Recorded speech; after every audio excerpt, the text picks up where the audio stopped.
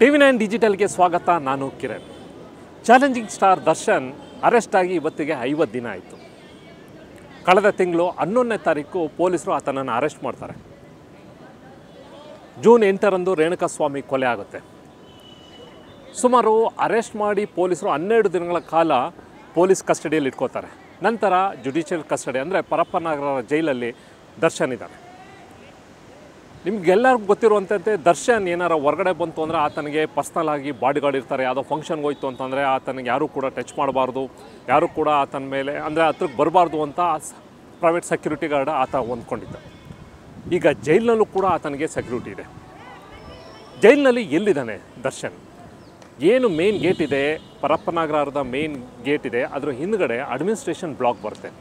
ಅಡ್ಮಿನಿಸ್ಟ್ರೇಷನಿಂದ ಬ್ಲಾಕಿಂದ ಮುಂದಕ್ಕೆ ಹೋದರೆ ಲೆಫ್ಟ್ ಸೈಡಲ್ಲಿ ವಿಶೇಷ ಸೆಕ್ಯೂರಿಟಿ ರೂಮ್ಸ್ಗಳು ಅಂತ ಇದ್ದಾವೆ. ಕೇವಲ 4 ರೂಮ್ಗಳು ಅಲ್ಲಿದೆ. ಅದಕ್ಕೆ ಸ್ಪೆಷಲ್ಲಾಗಿ ಅಲ್ಲಿ ಯಾರೂ ಕೂಡ ಹೊರಗಡೆ ಅವರು ಬರೋಕ್ಕಾಗೋದಿಲ್ಲ.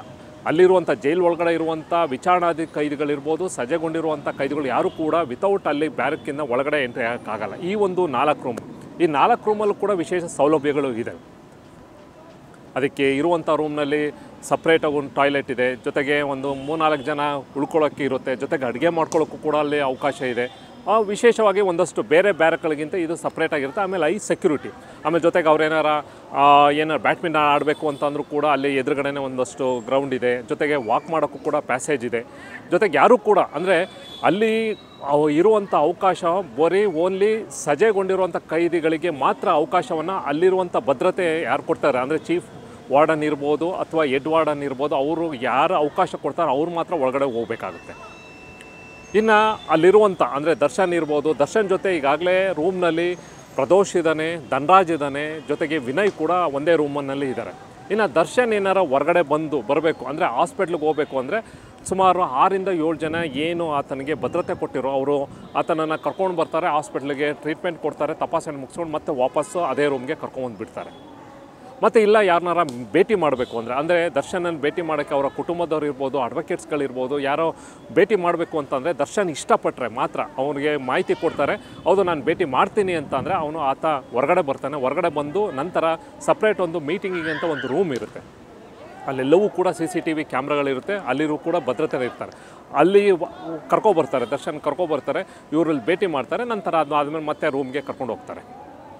ಅಂಡರ್ ಟ್ರಯಲ್ಸ್ ಅನ್ನೋನು ಯಾರನ್ನೂ ಕೂಡ ಒಳಗಡೆ ಬಿಡೋದಿಲ್ಲ. ಅಲ್ಲಿ ಸಜೆಗೊಂಡಿರುವಂಥ ಕೆಲವೊಂದು ಅಂದರೆ ಸುಮಾರು ಒಂದು 10-15 ವರ್ಷ ಏನು ಸಜೆ ಆಗಿರುತ್ತೆ, ಕನ್ವಿಕ್ಟೆಡ್ ಆಗಿರುತ್ತೆ, ಅಂಥ ಕೈದಿಗಳಿಗೆ ಅಲ್ಲಿರುವಂಥ ಏನು ಅಧಿಕಾರಿಗಳಿರ್ತಾರೆ ಅವರು ಅನುಮತಿ ಅಂದರೆ ಅಲ್ಲಿ ಒಳಗಡೆ ಹೋಗೋದು ಅವ್ನಿಗೇನಾದ್ರು ಸರ್ವಿಸ್ ಮಾಡಬೇಕು ಅಂತಂದರೆ ಕರ್ಕೊಂಡು ಹೋಗ್ತಾರೆ. ಅಲ್ಲಿ ಹೊರಗಡೆ ಹೋಗಿ ಅವ್ನು ಸರ್ವಿಸ್ ಮಾಡ್ತಾನೆ, ರೂಮ್ನ ಕ್ಲೀನ್ ಮಾಡೋದಿರ್ಬೋದು, ಅಥವಾ ಊಟನ ಕೊಡೋದಿರ್ಬೋದು, ಅದನ್ನು ಅಥವಾ ಮೆಡಿಸನ್ ಏನಾದ್ರು ಕೊಡೋದಿರ್ಬೋದು, ಈ ರೀತಿ ಅಥವಾ ಯಾವುದೋ ಮಾಹಿತಿಯನ್ನು ಕಮ್ಯುನಿಕೇಟ್ ಮಾಡ್ಬೋದು. ಅವರು ಈ ಸಜೆಗೊಂಡಿರುವಂಥ ಕೈದಿಗಳನ್ನ ಮಾತ್ರ ಅವಕಾಶನ ಆ ಬ್ಯಾರಕ್ಗಳಿಗೆ ಬಿಡ್ತಾರೆ. ಸುಮಾರು ಒಂದು 4 ರೂಮ್ಗಳು ಆ ಒಂದು ವಿಶೇಷ ಒಂದು ಬಿಲ್ಡಿಂಗ್ನಲ್ಲಿ ಇದೆ. ದರ್ಶನ್ಗೆ ಈಗಾಗಲೇ ಹೇಳ್ದಂಗೆ ಆತ ಹೊರಗಡೆ ಬಂದಾಗ ಕಂಪ್ಲೀಟ್ ಸೆಕ್ಯೂರಿಟಿ, ದಿನದ 24 ಗಂಟೆ ಸುಮಾರು 6ರಿಂದ 7 ಜನ ಸೆಕ್ಯೂರಿಟಿಯನ್ನು ಆತನಿಗೆ ಕೊಡ್ತಾ ಇದ್ದಾರೆ.